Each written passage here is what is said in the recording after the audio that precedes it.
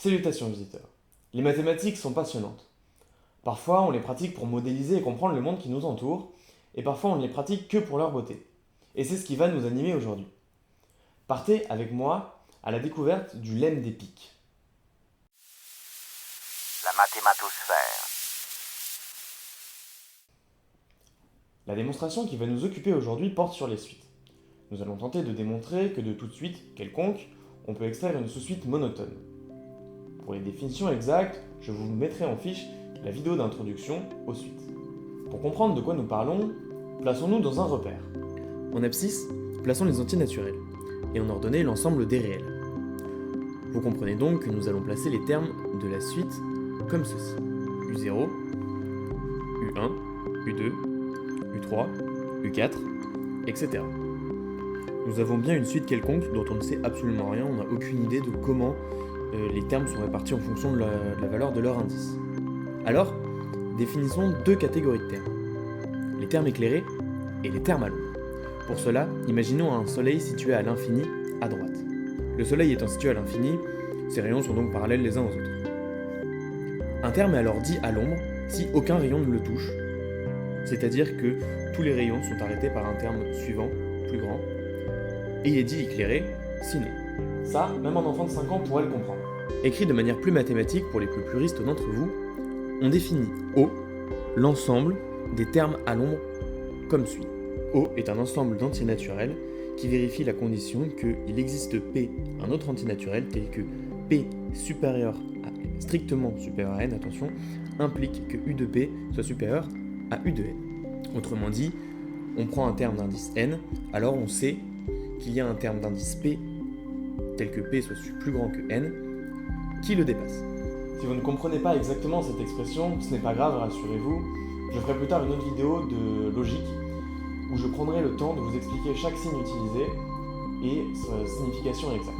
De même, définissons un ensemble E tel que n, un entier naturel, est inclus dans E, revient à dire que pour tout P entier naturel, P strictement supérieur à n implique que U de P soit strictement inférieur à U de n. Maintenant, raisonnons par disjonction de cas. Dans un premier temps, supposons que E soit un ensemble fini. Il ne faut pas être un génie pour comprendre qu'il existe un élément n supérieur à tous les autres. C'est donc l'indice du dernier terme éclairé. Alors, tous les termes suivants sont à l'ombre. C'est-à-dire que pour l'un des termes suivants d'indice n0, il existe un autre terme situé après, dont on note l'indice n1 qui le surpasse. Il n'est pas nécessairement le terme suivant, comme vous voyez sur le dessin. De même, on construit le terme d'indice n2 qui ne dépasse pas le terme d'indice n, mais qui dépasse le terme d'indice n1. On construit alors une suite strictement croissante. Dans le cas où E est un ensemble fini, on a donc bien une sous-suite monotone extraite de notre suite.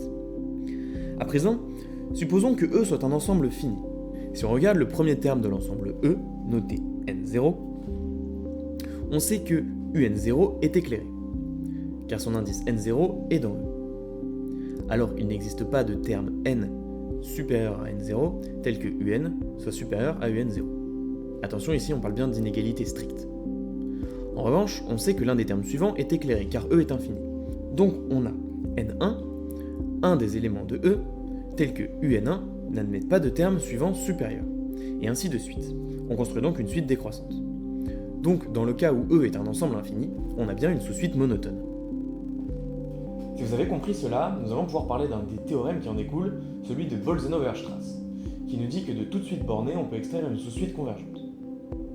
Pour arriver à ce résultat, le raisonnement est relativement trivial et je vous laisserai le soin de le faire dans votre tête, mais sachez qu'on utilise simplement le lemme des pics que nous venons de démontrer, ainsi que le théorème de la limite monotone dont nous avons parlé dans la vidéo d'introduction, qui est en fiche ici, je vous le rappelle.